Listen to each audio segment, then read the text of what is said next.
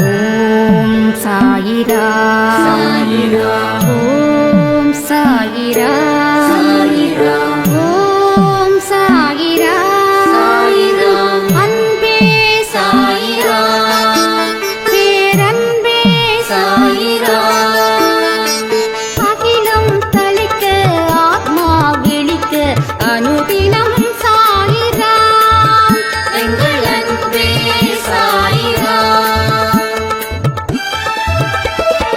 ஒன்றே இறைவன் ஒன்றே பூமிக்கென்றும் சாயிரா சரணம் சாயிரா நன்றே செய்து வாழ்வோம் நாம் ஒன்றே செய்து வாழ்வோம் அன்பே சாயிரா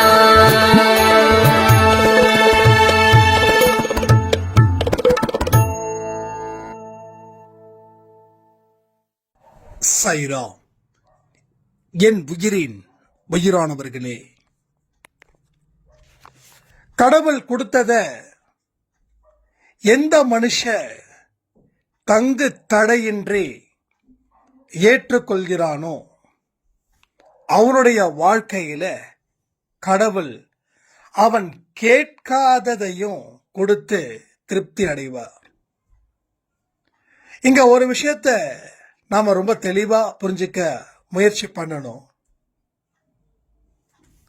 நீங்க வருத்தப்படுறீங்கன்னா கடவுளும் வருத்தப்படுகிறார்.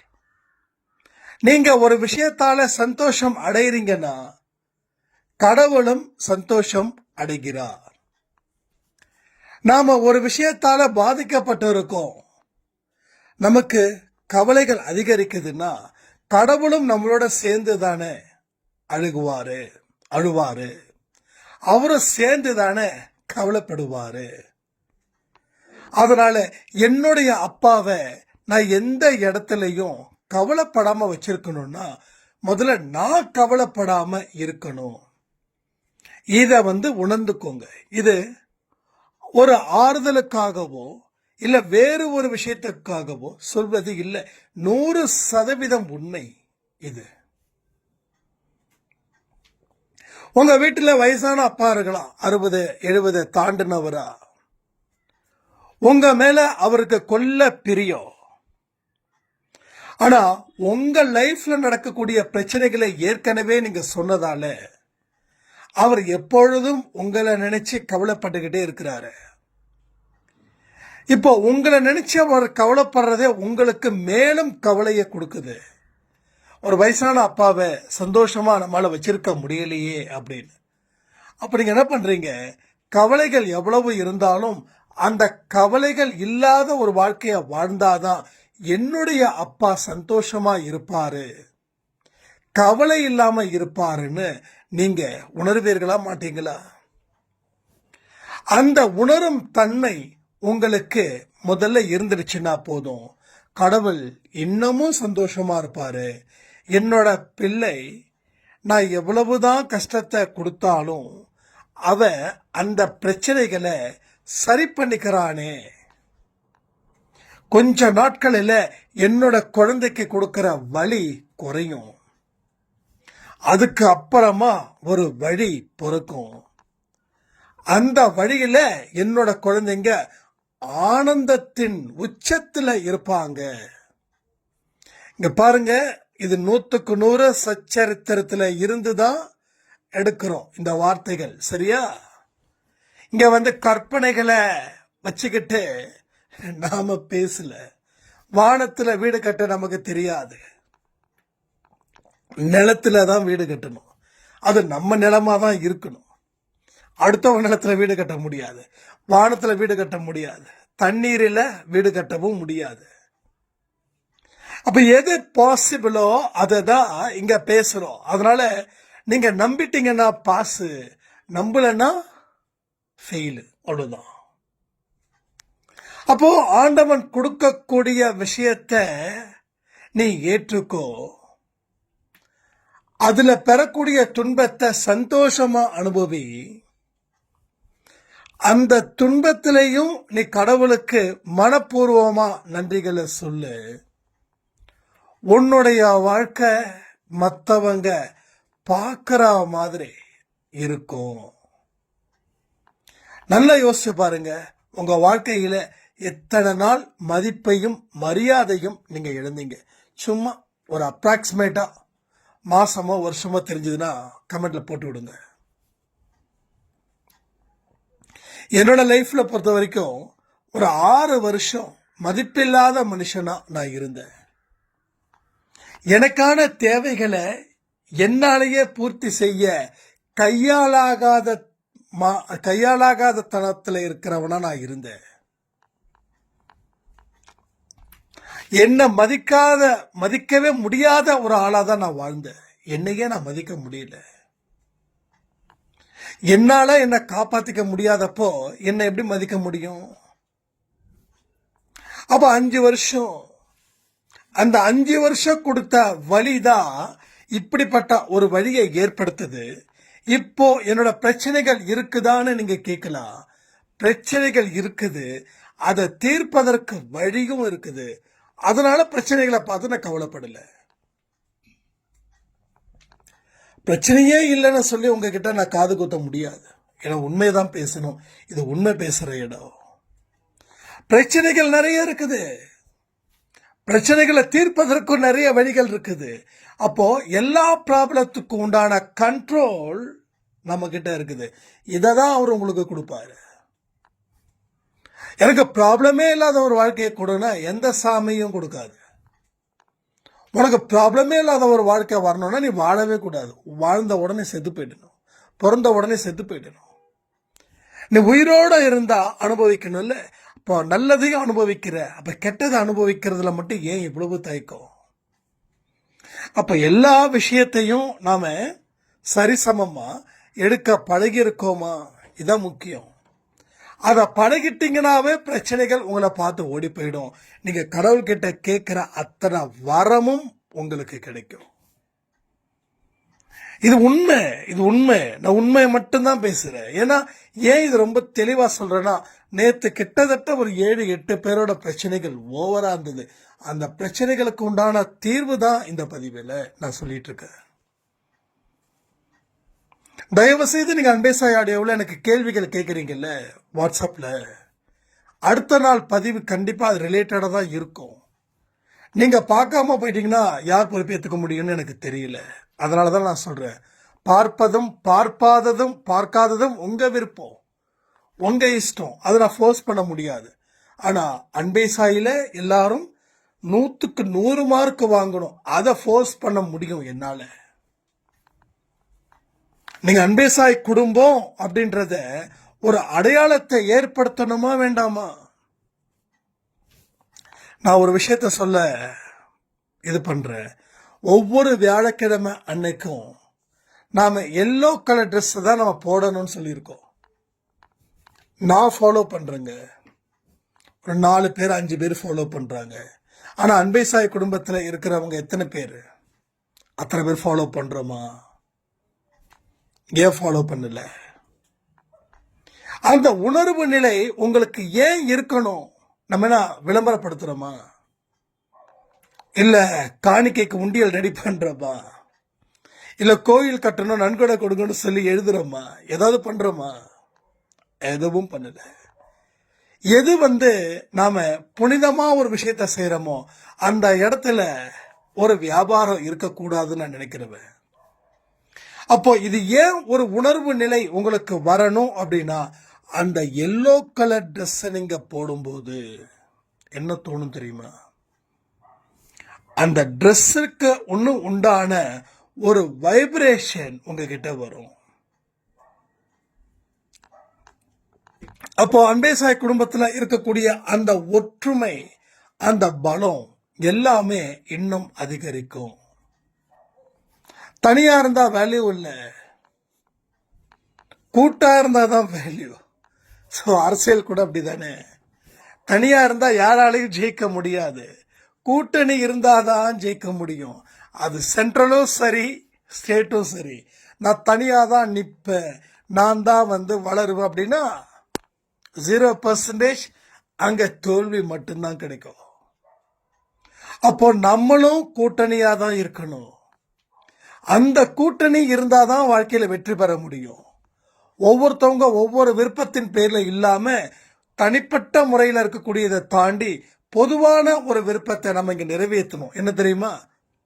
சாயப்பாவுடைய எதிர்பார்ப்பை நிறைவேற்றக்கூடிய இடத்துல நான் இருப்பேன். அவருடைய மனதை என்றைக்கும் கண்கலங்காம காப்பாத்துவேன். அன்பை சாயில சொல்லக்கூடிய அத்தனை விதிமுறைகளையும் நான் ஃபாலோ பண்ணுவேன். யாருக்கும் எந்த இடத்துலையும் எந்த விதமான இடைஞ்சல்களையும் ஏற்படுத்த மாட்டேன். மற்றவங்க மனசை காயப்படுத்த மாட்டேன். அந்த மாதிரியான பொதுவான விருப்பங்கள் என்ன இருக்கோ அதை நீங்க நிறைவேற்ற வேண்டும். அப்ப நிறைவேற்றும் போது என்ன ஆகுது? மனசுல ஒரு விதமான பலம், ஒரு விதமான பலம், ஒரு விதமான நம்பிக்கை, இது எல்லாமே உங்களுக்கு உச்சத்துல இருக்கும். எல்லாமே உங்களுக்கு அதிகரிக்கும் தன்மையில இருக்கும். எதுவுமே குறையாது. முதலுக்கு மோசம் இல்லை, சோ நஷ்டம் இல்லை, மோசம் இல்லை. சிறுக சிறுக சிறுக சிறுக லாபம் பெருகும். வளர்ச்சியை காண்போம். எங்கும் எதிலும் அந்த வளர்ச்சியை நாம் காண்போம். இதை எல்லாம் நீங்க உணரணும். உணர உணர உணர நீங்க பறந்துகிட்டே இருப்பீங்க. பறக்கணும்ன்ற ஆசை உங்களுக்கு இருக்குதா? யார் யாருக்கெல்லாம் உயரத்துல பறக்கணும்னு ஆசை இருக்குது? எனக்கு இருக்குதுப்பா, நான் போய் சொல்ல மாட்டேன், எனக்கு இருக்குது. எல்லா மனுஷனுக்கும் இருக்கும். கீழே விழுந்து சாகிறது பிடிக்குமா, இல்ல பறந்து பறந்து பறந்து வாழ்றது பிடிக்குமா? யார் யாரெல்லாம் பறக்கணும்னு நினைக்கிறீங்களோ அத்தனை பேரோட மனசும் சுத்தமாக இருக்கட்டும். எண்ணங்கள் பியூரிஃபை பண்ணுங்க. தண்ணியை ஃபில்டர் பண்ணி குடிக்கிறோம், ஏன்? உடம்புக்கு பிரச்சனை ஆயிடும். ஆனா எண்ணங்களை ஏன் ஃபில்டர் பண்ணி உள்ள அனுப்பலன்னு தான் தெரியல. ஒரு நார்மலான ஒரு மாத்திரை போட்டா சுகாதாரம் சரியாயிட போகுது, அதுக்கே இவ்வளவு மெனக்கிடுறோம். மனசுல இருக்கக்கூடிய எண்ணங்களை எல்லாத்தையுமே உள்ள விட முடியும்? இருக்கிற அழுக்குகளை விட முடியுமா? சொல்லுங்க. அப்ப அதை பியூரிஃபை பண்ணணும். நான் யாருன்னு என்னைக்கா நீங்க நினைச்சிருக்கீங்களா? நான் என்ன சொல்லல, உங்களை சொல்றேன். நான் யார் அப்படின்ற தனிப்பட்ட முறையில உங்களை கேள்விகள் கேளுங்க, அது பதில் சொல்லும். உன்னோட எண்ணங்கள் தாண்டா நீ. உன்னோட எண்ணங்கள் எப்படிப்பட்டதோ அதை தான் நீ பெற முடியும். நம்ம ஆசைப்பட்டது நடக்குது, அது ஆபத்துல முடியுது. நம்ம ஆசைப்படலைன்னா நடந்திருக்காது. அப்ப அந்த ஆசையோட மறு உருவம் எண்ணங்கள். எண்ணங்கள் உள்ள வந்தது, அதை விதைச்சோம், அதை பாதுகாத்தோம், ஒரு நாள் அறுவடை பண்ணோம். நீ அறுவடை பண்ணது நல்லதா கெட்டதா? நீ பண்ணது விஷச்செடியா இல்ல நல்ல செடியா? இதெல்லாம் தான் இங்க காரணமா அமையுது. அதற்கு உரிய முறைகளை நீ அமைத்துக்கொள்.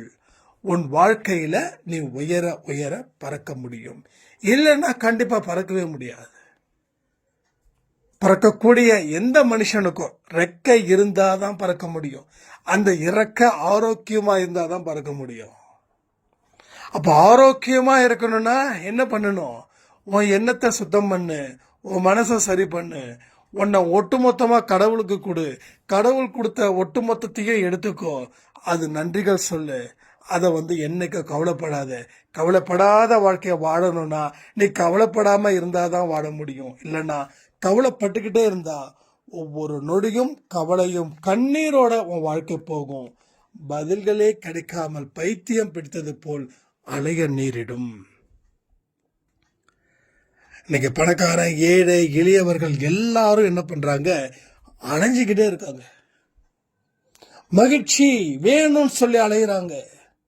மகிழ்ச்சிய வெளிப்படுத்த தெரியாத மனிதர்களா இருக்காங்க. என்னைக்குமே ஒரு புன்னகை உங்க முகத்துல இருக்கிறது அவசியம். ஏன் தெரியுமா? அதுதான் உங்க வாழ்க்கையை வழி நடத்த போகுது. காலையில எழுந்திரிச்ச உடனே ஒரு வீட்டுல இருக்கவங்க கிட்ட ஒரு சின்ன ஸ்மைல் பண்றதால பெருசா ஒன்றும் பாதிப்பு இல்லையே. நீங்க சிரிச்சு பாருங்களேன், வீடே அவ்வளோ அழகா இருக்கும். உங்க கணவரை பார்த்த உடனே மறைக்காதீங்க, இன்னும் எழுந்திருக்கல பாரு அப்படின்னு நினைக்காதீங்க. அவர் 10 மணி கூட எந்திரிக்கட்டும், ஆனா எந்திரிச்ச உடனே சிரிச்ச முகத்தோட ஏதாவது கேட்டு பாருங்களேன், அவரும் சிரிப்பாரு பதிலுக்கு. அப்ப 10 மணி எழ மாட்டாரு. காலைல 6 மணிக்கு எந்திரிச்சு 8 மணிக்கு டியூட்டிக்கு போயிட்டு குடும்பத்தை காப்பாத்துவார். எஸ், சின்ன சின்ன மாற்றங்கள் கூட பெரிய ஒரு விஷயத்த உங்களுக்கு கை கொடுக்கும். நடக்குதா இல்லையான்னு செக் பண்ணி பாருங்க. நான் ஏன் இவ்வளவு தூரம் சொல்றேன்னா, நீங்க முயற்சி பண்ணாதானே. நான் சொல்றதுல பாதி ஃபீஸ் போனது மாதிரி ஆயிடுறீங்க. அடையாங்க நீங்க வேற. அவரை சிரிச்சா என்ன அவனுக்கு பைத்தியமான்னு கேட்பாரு. உங்களுக்கு தெரியாதுங்க இவரை பத்தி. உங்களுக்குலாம் என்னங்க தெரியும் இவரை பத்தி? எல்லாம் தெரியும், எல்லாமும் தெரியும். தெரியாதுன்னு சொல்ல வேண்டாம். ஏன்னா நானும் நிறைய மனிதர்களை பார்த்துட்டு தான் வந்திருக்கேன் நான். ஆனா புன்னகை செய்யும் போது ஆரம்பத்துல அப்படிதான் இருக்கும். நாம அப்படி நினைக்கிறோம். ஆனா நாம நினைக்கிறத மாதிரி அவங்களும் நினைக்கலாம். ஒருவேளை அவர்கள் பரவாயில்லையே, நம்ம மனைவி இன்னைக்கு சாஃப்டா இருக்காங்களே, சிரிச்ச முகத்தோட இருக்காங்களே, ஹாப்பியா இருக்காங்களே, அந்த ஒரு தாட்டும் வர்றதுக்கு வாய்ப்பு இருக்கு தானே. ஆனா ஒண்ணுங்க, என்ன பிரச்சனை தெரியுமா? நீங்க முடிவு பண்ணிட்டதாலதான் பிரச்சனையே இருக்குதுங்க. நிறைய பேரோட வாழ்க்கையில எனக்கு தெரிஞ்ச வரைக்கும் பெருசா நான் சாட்டிஸ்ஃபைட் ஆகல. ஏன் தெரியுமா? ஒரு வருஷத்துக்கு முன்னாடி இருந்த அந்த அன்பே சாயோடைய அந்த வெறித்தனமான செயல்பாடுகள் இப்ப ஃபீஸ் போனது மாதிரி ஆயிடுச்சு. அது என்ன ஏதுன்னு தெரியல. நம்ம ரெகுலரா ஆடியோ கொடுத்துட்டு தான் இருக்கோம். ஓகே, நம்ம ரெகுலரா ஆடியோ கொடுத்துட்டு தான் இருக்கோம். ஆனா என்னமோ கடமைக்குன்னு கேக்குறீங்க. ஏன் தெரியுமா? முடிவை பண்ணிட்டீங்க, அதுல இருந்து வெளிவர முடியல. முடிவு பண்ணிட்டதாலதான் இத்தனை பிரச்சனை. திரும்ப திரும்ப ஒரே தப்ப செஞ்சுக்கிட்டு இருந்தா வாழ்க்கையில எப்படிங்க ஜெயிக்க முடியும்? பறக்க முடியுமா? நினைச்சு கூட பார்க்க முடியாது. கனவுல கூட நினைச்சு பார்த்துடாதீங்க நீங்க வாழ்க்கையில உயர்ந்துட முடியும்னு. ஏன் தெரியுமா? நீங்க முடிவு பண்ணதை வச்சு வாழ்ந்துட்டு இருக்கீங்க. ஆனா நீங்க முடிவு பண்ணதை மாத்திட்டீங்கன்னா கனவுல என்ன நினைச்சீங்களோ அது நிஜத்துல நடக்கும். இது சாயப்பா மேல சத்தியமா சொல்றேன். சோ எல்லா மிஸ்டேக்கும் எங்க இருந்து வருது? உங்ககிட்ட இருந்து. எல்லா மிஸ்டேக்குக்கும் சரி பண்றதுக்கு யார் பொறுப்பு? நீங்க நினைக்கிறீங்க யாரா ஒருத்தவங்க சரி பண்ணணும்னு. இல்ல, இடிக்கப்பட்டது நீங்க. அந்த இடத்துல நீங்க தான் கட்டணும். வேற எவன் கட்டினாலும் மறுபடியும் இடிக்கப்படும். சோ நம்பிக்கைய நீங்க தான் உங்களுக்குள்ள உடைச்சிங்க.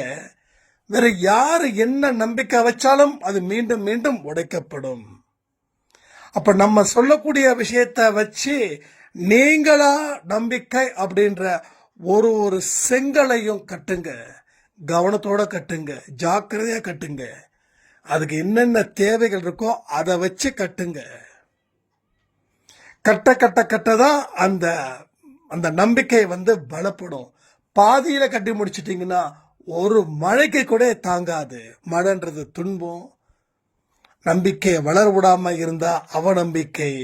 ஒரே துன்பத்துல நீங்க கட்டின அத்தனை நம்பிக்கை என்ற கல்லும் கரைஞ்சு போயிடும். அந்த இடத்துல கல்லு இருந்துச்சா, இவ்வளவு நாள் கட்டுனே அது எங்க போச்சுன்னு தெரியலன்ற அளவுல உங்களுக்குள்ள மரண பயமும் வரும். இது மரண பயமும் வரும். சோ என்ன பண்ணணும், என்ன செய்யணும்? இத தெரியாம வாழ்க்கைய வாழ்ந்துகிட்டு இருந்தா கடைசி வரைக்கும் பித்து பிடித்தவர்கள் போலவே நாம இருப்போம். ஒன்னு புரிஞ்சுக்கோங்க, யாருமே இங்க சிறப்பா வாழல. யாராவது சிறப்பா வாழ்றாங்கன்னு நினைச்சிடாதீங்க. ஒருத்தவங்க உங்க குடும்பத்திலே இருக்காங்கன்னு வச்சுக்கோங்களேன், அவங்க நீங்க சிறப்பா வாழ்ந்ததா நீங்க நினைக்கிறீங்க. ஏன் தெரியுமா? நீங்க பலகீனமா இருக்கிறதால யாரும் சிறப்பா வாழல. நீங்க பலகீனமா இருந்ததால அவர்கள் உங்களை ஆட்டுவித்தார்கள், நீங்களும் ஆடுனீங்க. அவ்வளவுதான் நடந்துச்சு. யாரும் இங்க புத்திசாலின்னு சொல்லிடவே முடியாது. ஒருத்தனுக்கு மேல ஒருத்தன் அப்பா இருப்பான், ரைட்டா? அதனால இவங்க இப்படி வந்துட்டாங்க நாம எப்படி இல்ல. அந்த நினப்பு தான் பொழப்ப கெடுக்குது. முடிவு பண்ணதுதான் இன்னைக்கு விபரீதமான விஷயமா போய்கிட்டு இருக்குது. அப்ப இது எல்லாம் என்ன செய்யணும், என்ன பண்ணணும்? எதையுமே ஒரு விஷயத்தை யோசிக்காம முடிவெடுத்து ஒரு காலை வச்சிங்க அப்படின்னா கண்டிப்பா சொல்றேன், அது எந்த இடத்துலையும் உங்களுக்கும் பலன் தராது, உங்களை சுத்தி இருக்கிறவங்களுக்கும் பலன் தராது. வேணும்னா அந்த வழியில போங்க, வேண்டான்னா அந்த வழியில போங்க. வேணும்னு ஒரு வழியில போயிட்டு மறுபடியும் வேண்டான்னு ஒரு வழியில மாறி மாறி போனீங்கன்னா பிரச்சனை மற்றவர்களுக்கு தாண்டி உங்களுக்கு இன்னும் மேலும் பல பாதிப்புகளை அது ஏற்படுத்தியே தீரும். ஸோ பல பாதிப்புகளை அது நிச்சயமா ஏற்படுத்தும். வாழ்க்கையில வெல்வதற்கு உண்டான அத்தனை முகாந்தாரத்தையும் நீங்கள் அமைக்கவில்லை என்றால் இந்த நொடி கூட உங்க வாழ்க்கையில மேலும் பல சரிவுகளை அது ஏற்படுத்தி உங்களை உண்டு இல்லைன்னு ஆக்கிடும். ஸோ நல்லபடியான ஒரு வாழ்க்கையை இங்க வாழணும். நன்றிகள் சொல்லும் விதமாக அது இருக்கணும். அது இருக்கும்போது உங்க வாழ்க்கையில நீங்கள் அடைந்த அத்தனை தோல்விகளையும் மீட்டு எடுத்து வெற்றிகரமான ஒரு வாழ்க்கையை உருவாக்கி, பாதையை உருவாக்கி பயணத்தை நீங்கள் செய்யும்போது வாழ்க்கை மாறும். எது எல்லாம் உங்களுக்கு கடினமா இருக்குதோ அதுதான் உங்களுக்கு சிறப்பான அந்தஸ்தை கொடுக்க போகுது. அதை புரிஞ்சுக்கணும். எதெல்லாம் ஈஸியா கிடைக்குதோ அது அத்தனையும் ஃபெயிலியர் ஆயிடும். எதெல்லாம் நீங்க கஷ்டப்பட்டு உருவாக்குறீங்களோ அதுல கொஞ்ச நாள் லயிச்சிருங்க. இது இப்படி இருக்கு அப்படி இருக்குன்னு சொல்லி ஃபீல் பண்ண வேண்டாம்.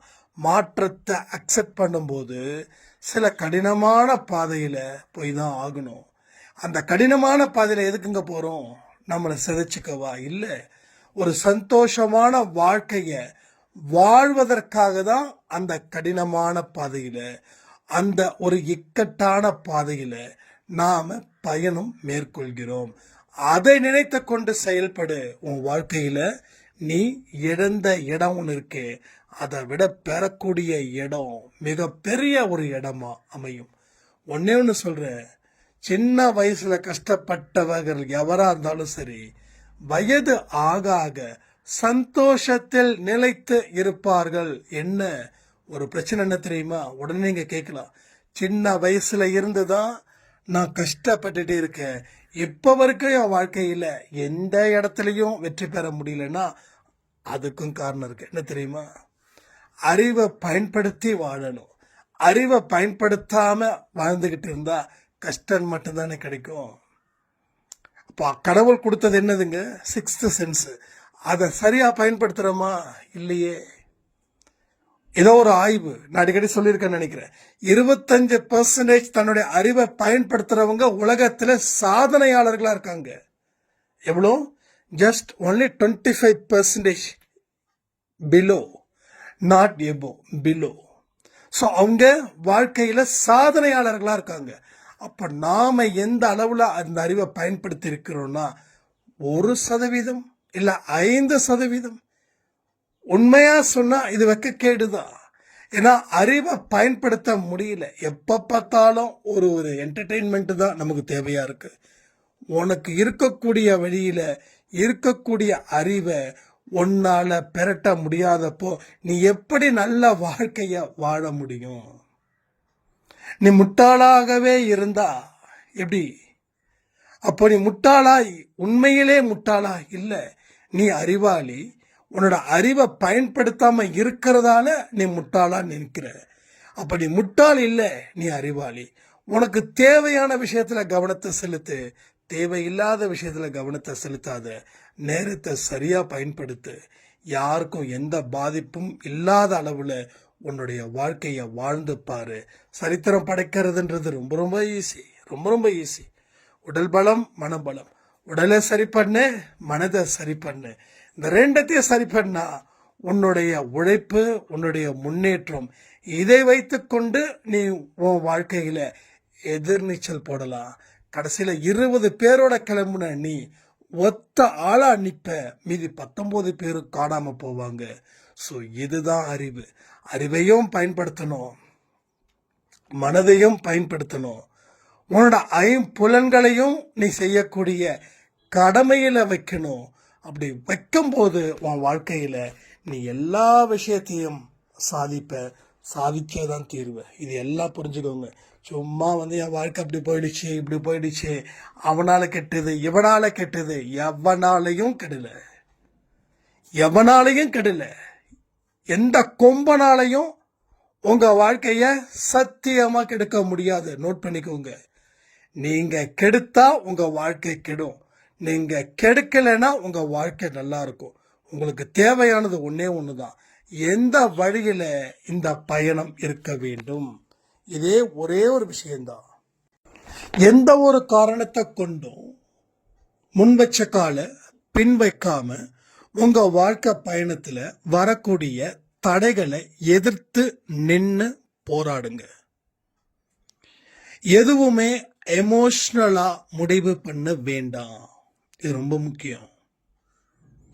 உங்க மைண்டுக்குள்ள ஒரு சில விஷயங்கள் கடவுள் வழி கொடுப்பார். இது ஆகும், இது ஆகாது, இதை செய்யாதன்னு. அதை உறுதியா பற்றுங்க.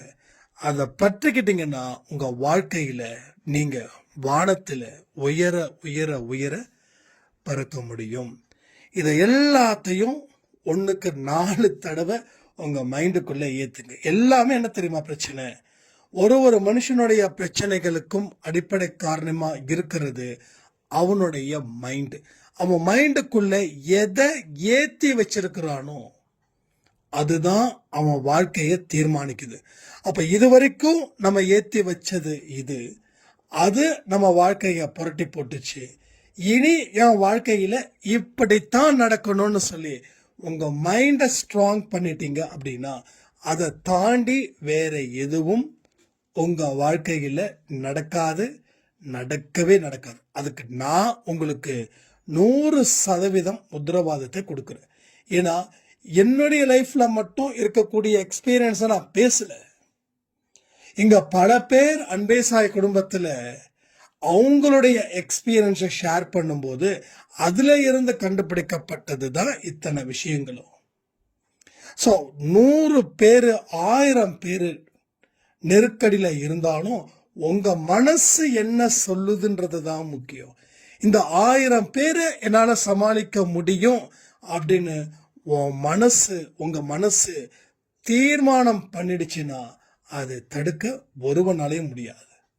ஸோ எல்லாமே எங்க இருக்கு? கண்ட்ரோல். அந்த மைண்டை கண்ட்ரோல் தான் பண்ணும். ஆனா அது எப்படி கண்ட்ரோல் பண்ணணும்ன்றத நாம தான் முடிவு பண்ணணும். அந்த முடிவின்படி ஒரு தொடக்கத்தை கொடுங்க. உங்க தொடக்கம் நல்லா இருந்துச்சுன்னா உங்க வாழ்க்கை நல்லா இருக்குன்னு சொல்லி இந்த பதிவை நான் முடிக்கிறேன். ஜெய் சாய்ராம்.